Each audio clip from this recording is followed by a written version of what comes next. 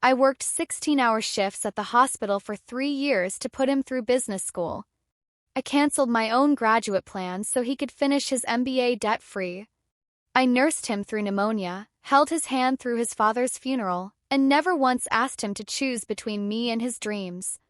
And when he finally got the corner office he'd been chasing, the first thing he did was erase me like I was part of the old life he'd outgrown. The woman he brought to replace me didn't even wait for my side of the bed to get cold. My name is Sarah. I'm 34. I live in Portland. I'm a trauma nurse, which means I'm professionally trained to stay calm when everything is falling apart. That training kept me functional through the worst year of my life, but it didn't prepare me for the specific kind of humiliation that comes from being replaced in slow motion. David and I met when we were 23 at a coffee shop near the university where I was finishing my nursing degree and he was bartending between failed startup attempts. He had this energy about him, hungry, ambitious, convinced he was destined for something bigger. I loved that about him. I thought I was watching someone find their wings. We moved in together after 8 months. Got engaged after 2 years. The wedding kept getting postponed because he was building something, first one business plan, then another. I didn't mind. I believed in him. I worked doubles at the hospital while he pivoted from tech entrepreneur to consultant to finally admitting he needed formal business training. When he got accepted to the executive MBA program at Reed, the tuition was $68,000. We didn't have it. His parents were retired and living on fixed income. So I sat him down and showed him my spreadsheet. If I took on every overtime shift available, if we didn't go on vacation, if I postponed my nurse practitioner program for 3 years, we could do it. He could graduate debt-free. He cried that night. Told me I was the only person who'd ever really believed in him. Promised me that when he made it, everything I sacrificed would be worth it. I believed him. The 3 years that followed were a blur of exhaustion. I worked trauma rotation, which meant gunshot wounds at 2 a.m., car accidents, overdoses, the kind of suffering that seeps into your bones. I'd come home smelling like disinfectant and blood, and David would be at the dining table with his laptop, working on case studies.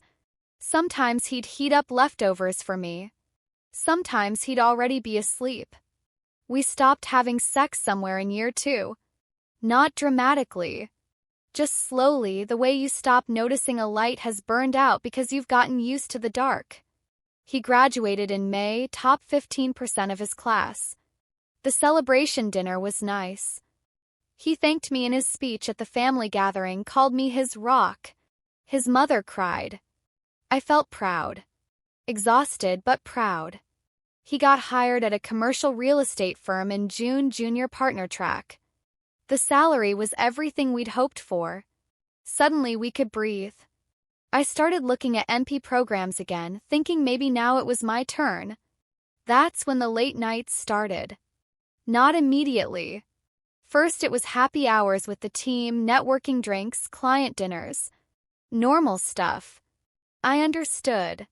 He was building relationships, proving himself. But by September, he was coming home at 11 midnight, sometimes 1 in the morning. He'd shower immediately, which I thought was odd but didn't question. He said the office had a gym. October was when I noticed the cologne. David never wore cologne. I'd bought him a bottle for Christmas 3 years ago and it sat untouched in the bathroom. But now there was a scent on him when he came home late, something expensive, feminine like jasmine and bergamot. When I mentioned it, he said it must be from someone at the office, close quarters in the elevator or conference rooms. I wanted to believe him. The first bruise appeared on a Thursday in early November. I was doing laundry and noticed marks on his collar, faint but distinct. When he came out of the shower, I saw them on his neck, 2 small purple shadows just below his jawline. What happened to your neck? Kept my voice steady, clinical. He touched the spots absently. Oh. I think I irritated it shaving. New razor. Those are bruises, David. I must have scratched it or something. Why are you interrogating me? The defensiveness was new. Sharp and immediate, like I'd accused him of something instead of just asking a question. I let it go. I told myself I was being paranoid, that trauma nursing had made me suspicious of everything, that the stress of his new job was making both of us tense. But I stopped sleeping well. I'd lie awake listening for his key in the door, watching the clock. When he finally came home, I'd pretend to be asleep and catalog the signs. The shower, the smell, the careful way he'd slide into bed without touching me. The breaking point came on a Saturday. He was supposed to be at the office, big project deadline. I was off shift, finally had a weekend to myself. I decided to surprise him with lunch. I drove to his building downtown, called him from the parking garage. "Hey, I'm downstairs with sandwiches. Want to take a break?" Long pause. Too long. "I'm actually not in the office. I'm at a client site across town. Didn't I tell you?" "No." "Sorry, babe. It's been crazy. I'll see you tonight, okay?" I sat in my car for 20 minutes, staring at the concrete wall, the sandwich bag in my lap. Something fundamental shifted in that moment. Not heartbreak yet. Something colder. Recognition. I drove home and did what I should have done weeks earlier. I checked our phone bill online. There was a number he'd texted 847 times in the last 2 months. Calls every day, some lasting an hour. The timestamps matched every late night, every client dinner, every unexplained absence. I didn't recognize the number. I sat at the kitchen table with my laptop and the phone records spread out in front of me, and I felt something I hadn't felt in years of nursing trauma, complete disorientation. This wasn't supposed to be my life. This wasn't the story we were writing. When David came home that night at 10:30, I was still at the table. He stopped in the doorway when he saw me, his face doing that guilty flash before settling into casual. "Hey, you waited up? Who is she?" My voice came out steady, almost detached. He didn't ask what I meant. That's how I knew for certain. He set his bag down slowly, buying time. "Sarah, it's not what you think. I haven't told you what I think yet." I turned the laptop around so he could see the phone records. 847 text messages. This number. 2 months. "Who is she?" He rubbed his face, and I saw him calculating. Not whether to tell the truth, whether he could still lie his way out. "Her name is Vanessa. She works in acquisitions. It's nothing, we talk about work stuff. The job is intense, she gets it in a way that..." He stopped himself, but not fast enough. "In a way that I don't. That's not what I meant. Who gave you those bruises, David?" His hand went to his neck instinctively, and I watched him realize he'd never explained them properly. "We were at a bar after work, it got crowded, someone..." "Stop." I stood up. My hands were shaking, but my voice wasn't. "Stop lying to me. I spent 3 years working myself into the ground for you. Canceled my future for yours. And you can't even respect me enough to tell me the truth." Something changed in his face then. The guilt evaporated, replaced by something harder. Irritation. Like I was being unreasonable.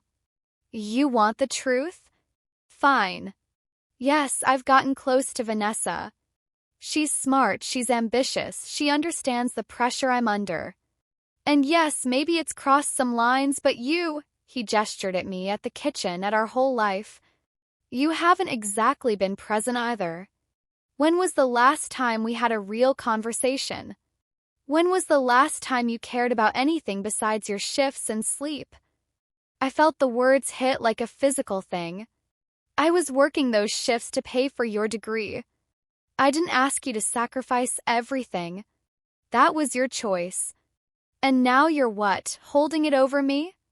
Using it as leverage to control who I talk to." The rewriting of history was breathtaking. 3 years of sacrifice had become manipulation. My exhaustion had become neglect. Somehow, in his mind, he'd turned himself into the victim. "Are you sleeping with her?" He looked away. "It's complicated." "No, David. It's actually very simple. Are you sleeping with her? Yes. He said it quietly but without remorse. Almost with relief, like he'd been waiting for permission to stop pretending. It happened. I didn't plan it. But we connected, and you and we've been roommates for 2 years. You know that. We both know that. I nodded slowly, feeling something click into place in my chest. Not my heart breaking. Something else. A lock turning. How long? Does it matter? How long, David? 4 months. He said it like he was annoyed at having to specify. Since August. August. I'd been looking at NP programs in August, excited to finally start planning my own future. He'd been establishing a second life. Is she the reason you're coming home late? Sometimes I'm actually working. Is she the reason you shower the second you walk in? He didn't answer. Just stood there, looking at me like I was being tedious. Does she know about me? Of course she knows about you. She knows that things have been over between us for a while. Over? I repeated the word carefully. When did you decide things were over? Before or after you started fucking her? Don't be crude. Answer the question. Sarah, listen. He moved toward me, hands out like he was approaching someone hysterical. We need to be realistic here. We grew apart. These things happen. We're different people than we were at 23. You wanted to build a life, I wanted to build a career, and those things don't always align. This doesn't have to be ugly. You're right. It doesn't. I picked up my keys from the table. I'm going to stay at my sister's tonight. You should pack whatever you need from the bedroom. I'll be back tomorrow afternoon. Wait, what? You're kicking me out. The apartment is in my name. I've paid the rent for 6 years. So yes, you have 24 hours to get your things. You can't be serious. Where am I supposed to go? You could try Vanessa's place. I walked past him toward the door. I'm sure she understands the pressure you're under. Sarah, come on. Let's talk about this like adults. I stopped with my hand on the doorknob. You spent 4 months lying to my face.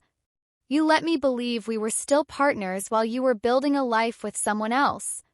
You used my money, my sacrifice, my loyalty, and then you rewrote the story to make me the villain for noticing. We're done talking, David. You're being emotional.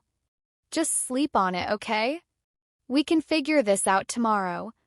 I looked at him then, really looked at him, and saw a stranger. Not the hungry 23-year-old with dreams. Not the man who cried when I showed him the tuition spreadsheet. Someone new. Someone who'd learned to take and take and take, and convinced himself he was owed it. Good night, David. I drove to my sister's apartment and told her everything. She let me cry for 20 minutes, then made me tea, then said something I wasn't expecting. What are you going to do about the money? I hadn't even thought about the money. What do you mean? You paid for his MBA. $68,000. That was your money from your work. And now he's using that degree to make 6 figures while cheating on you. That doesn't seem fair. Didn't seem fair. But it also seemed impossible to fix. It was a gift. I can't exactly repo his education. No. But you can make sure everyone knows what it cost. She said it casually, but I felt something stir. Not revenge. Not yet. Just the beginning of clarity. I'd spent 3 years making him successful, and he'd thanked me by erasing me. But the story wasn't over yet. I still had some control over how it ended. I slept 4 hours and woke up with a plan. The first thing I did was document everything. I downloaded the phone records and took screenshots. I went through our bank statements and highlighted every tuition payment, every sacrifice, every dollar I'd earned while he studied. I created a folder with our entire financial history, time-stamped and organized. Then I called a lawyer. Not for divorce yet, we weren't married, which suddenly seemed like the one smart decision I'd accidentally made. But I wanted to know my options. Consultation was brief and clarifying. Oregon is not a palimony state. I couldn't recoup the tuition. But the apartment was mine, the furniture was mostly mine, and I had every right to end the relationship and the cohabitation immediately. When I got back to the apartment on Sunday afternoon, David was still there. He'd packed one suitcase but clearly thought we'd talk it through. He looked relieved when I walked in. "Hey, I'm glad you're back. I think we both overreacted last night. Let's sit down and... Your things need to be out by Tuesday. That gives you 48 hours. Sarah, come on. You can't just... I can. And I am." He left on Tuesday morning, 3 suitcases and a wounded expression, like I was the one who'd done something unforgivable.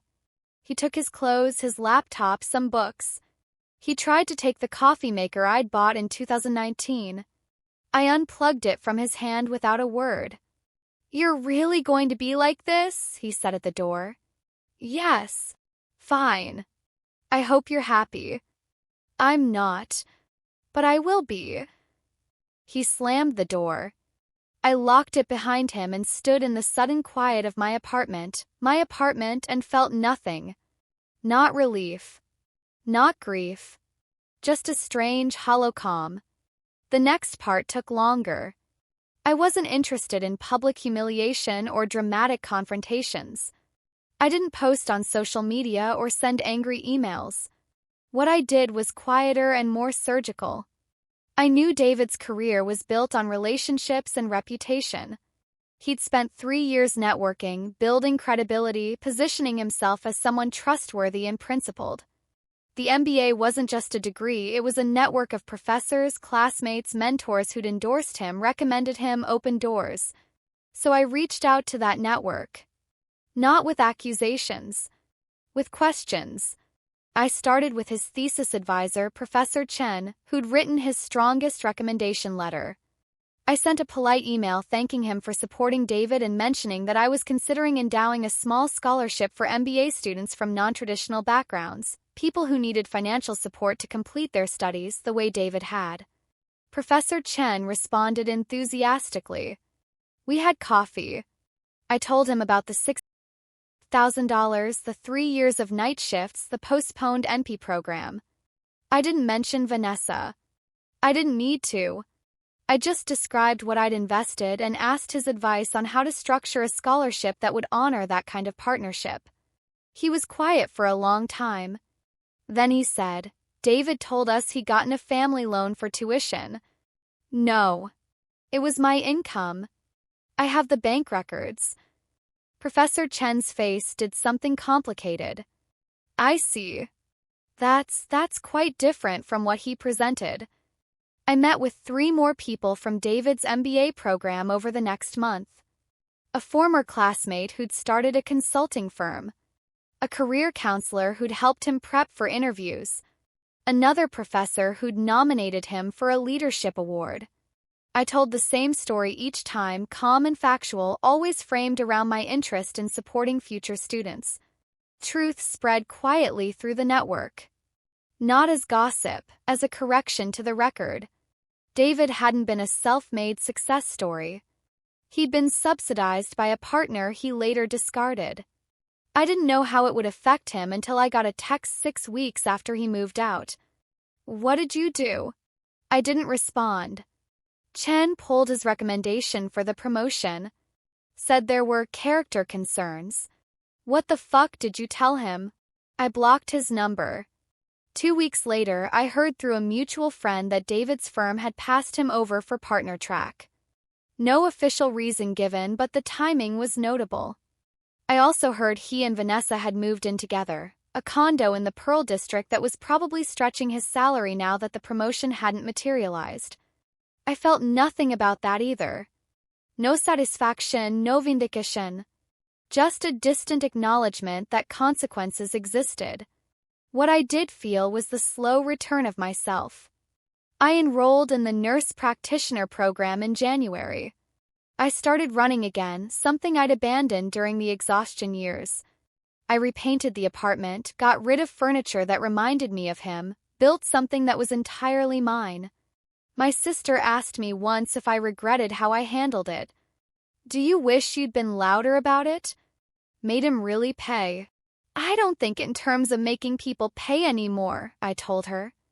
I think in terms of correcting the record.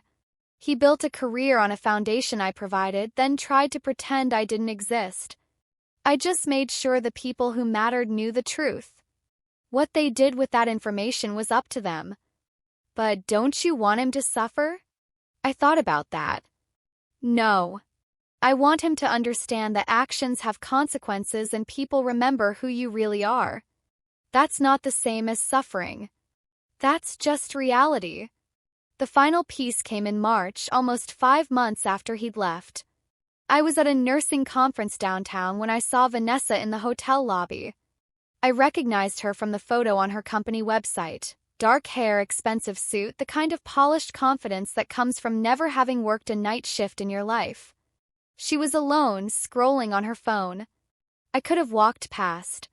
Should have, probably. But something made me stop. Vanessa. She looked up, startled. Yes. I'm Sarah. I think we have a mutual connection. I watched her face change as she recognized my name. Guilt, defensiveness, curiosity, all in quick succession. Oh. Hi's. I'm not here to make a scene, I said calmly. I just want to tell you something, one woman to another. When David tells you about his career, about how hard he worked for his MBA, about the sacrifices he made, ask him who paid for it. Ask him whose 3 years of 60-hour work weeks funded his education. And then ask yourself if someone who can rewrite history that thoroughly is someone you can trust with your future. She opened her mouth, closed it. We don't talk about you. I'm sure you don't. But you should. Because the way someone treats the person who sacrificed everything for them is the best predictor of how they'll treat you when you're no longer useful. I walked away before she could respond. I had a seminar to attend on advanced trauma care protocols, and I was excited about it, genuinely excited about learning again, about building my own expertise, about investing in a future that was entirely mine. I don't know if Vanessa took my advice. I don't know if David ever told her the truth about the tuition. I don't actually care anymore. What I know is this. I spent 3 years making someone else's dream possible, and when they achieved it, they tried to erase me from the story. But you can't erase a foundation. You can paint over it, ignore it, lie about it, but it's still there, holding everything up. And when the people who matter start asking questions about how the building was constructed, the truth comes out. Not dramatically. Not with explosions or confrontations.